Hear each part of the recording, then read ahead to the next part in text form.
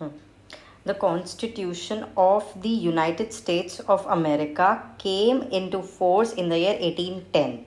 We all know that it was the year 1787, right? And what was the cause of the American Revolution? The immediate cause क्या था? Boston T party, सभी को पता है. American revolution सबसे one of the first revolution in the world जिसको हम समझते हैं, राइट? हालांकि उससे पहले वो हम ग्लोरियस, प्योरिटन वगैरह वो सब पढ़ते हैं, but because of the constitution. French revolution भी तो बाद में हुआ था, जब फ्रेंच लोग वहाँ पर उनको आज़ादी दिलाकर आए थे, तब वो इंस्पायर्ड हुए थे, ठीक है? तो वी ऑल नो दैट कि 1810 तो हो ही नहीं सकता. Now let's read second statement. तो फर्स्ट स्टेटमेंट जब गलत है तो ये तो वैसे ही क्लियरली गलत हो जाएगा. All revenue bills must originate in the house of representative of the US Congress. ठीक है, इसको देखेंगे. Let's read the third statement. आपको नहीं पता इसके बारे में, उनकी यूएस कांग्रेस किस तरीके से वर्क करती है, उनकी सीनेट कैसे वर्क करती है, you don't know anything about it.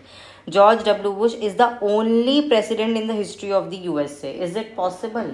मान लो अगर 1810 में सपोज उनका कॉन्स्टिट्यूशन बना भी था, तो कोई इंसान 200 साल तक जिंदा रह जाएगा कि जब से कॉन्स्टिट्यूशन बना है तब से वो प्रेसिडेंट एक ही है, कोई और आया ही नहीं है. फिर अब्राहम लिंकन को किस नाम से जानते हैं? वो भी तो प्रेसिडेंट रह चुके हैं ना यूएस के, right? So this statement is again clearly wrong. तो only statement left with the second. और देखो इस तरह के क्वेश्चंस आते हैं, ठीक है? ऐसा नहीं है कि UPSC will ask you only difficult questions. There are some questions जहाँ पर आप चीज़ों तक पहुँच सकते हैं, बट अगेन आपको एटलीस्ट 2 स्टेटमेंट्स में से, मतलब 3 में से 2 की अच्छी जानकारी होनी ज़रूरी है, and that will come from the revision.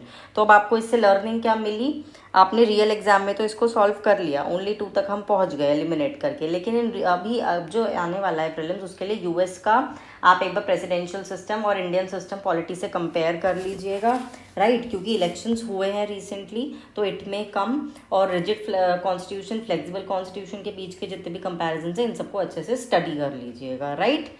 So this was all about 2005 polity question. Thank you so much.